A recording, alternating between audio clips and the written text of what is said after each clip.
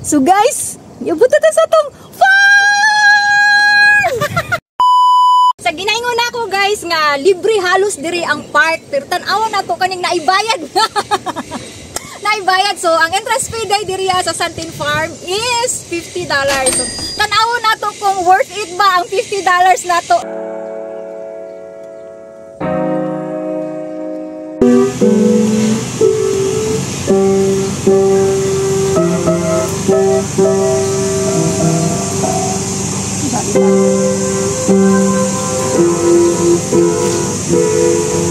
Alam mo ba na itong Santin Farm is a 7,000 square foot flower farm na matatagpuan natin dito sa Yonlong. So lahat pala ng mga bulaklak nila dito is originally galing sa bansang Japan and the Netherlands. So hindi basta-basta ang farm na to. So they bloom from June to August every year. So open sila for the public during the summer. Opening hours nila dito sa farm na to is nasa 9 AM to 6 PM. Everyday na yan. Paano ba pagpunta rito? So take MTR papuntang Yonlong. Exit G2 ka lang at merong mga bus stop doon. Sakay tayo ng bus 76K at baba tayo sa Sheikh Wawai. Tawid lang tayo sa kalsada sa left side, then follow the path going to the farm. Oh, mag-alala kasi visible yung signboard doon papuntang farm na to. Paalala lang, huwag masyadong mag-expect ng sobrang bongga sa lugar na to. Kasi farm naman tong pinuntahan natin. Makikita natin na merong mga bulaklak, pananim. So, kung mahilig ka sa flower fields, ay naku, perfecto para sa'yo.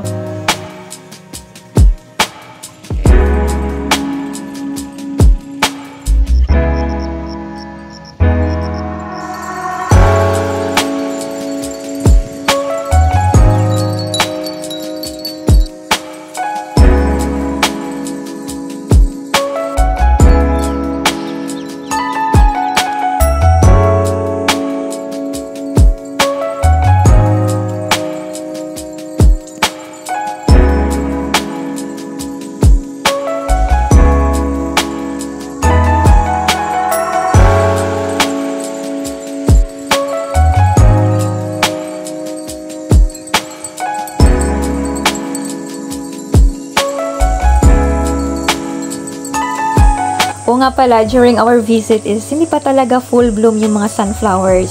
Siguro nasa mid of July, mamukadkad na talaga itong mga sunflower, lahat ng mga sunflowers na ito. Gusto ko rin balikan eh. Pero maganda pa rin sa pag-visit namin, ma-enjoy mo pa rin yung mga yung sunflowers, yung view ng sunflowers at nga pala, first time ko pala talagang makakita ng totoong sunflower na ganito. Sa pictures lang talaga ako nakakita. At syempre, ma-enjoy mo pa rin yung lugar kahit na hindi pa siya full bloom. Pwede ka manghugas. Ay, kami. At dito tayo mag-register, magbayad ng ating $50 na entrance fee.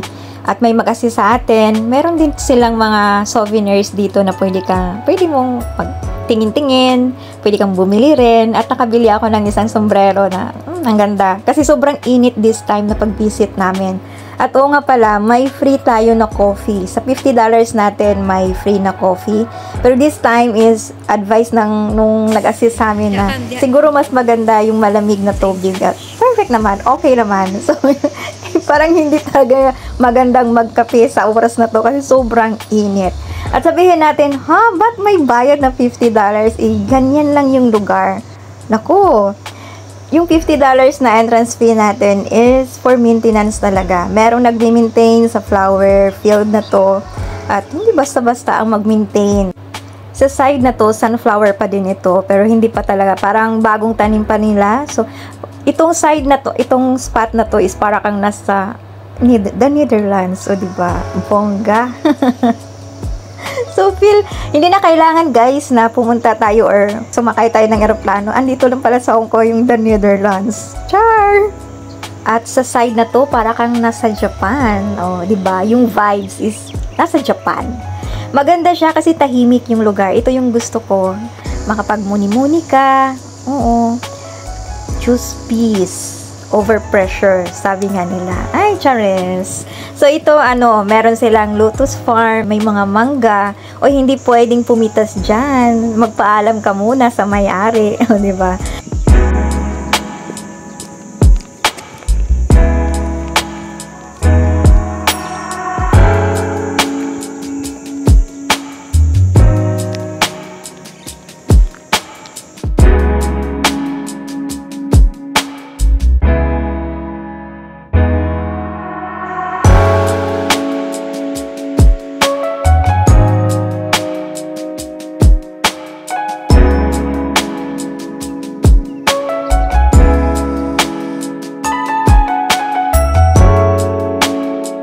Guys, tapos na kami na naglibot-libot yung dito sa Santin.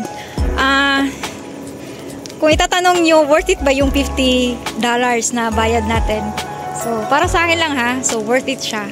Nag-enjoy kami buong araw. So, pwede mong libutin. Pero mas maganda dito, i-timing mo yung marami na siyang bulaklak yung sunflower.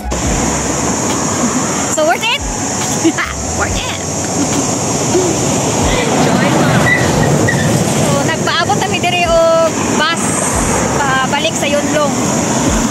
Ang atong lakaw karon murag na nalipay ni. Unta malipay pud mo, di ba? Charot, ay asa man na. Nailangaw, gilangaw na mi. Unsa ka kung forever?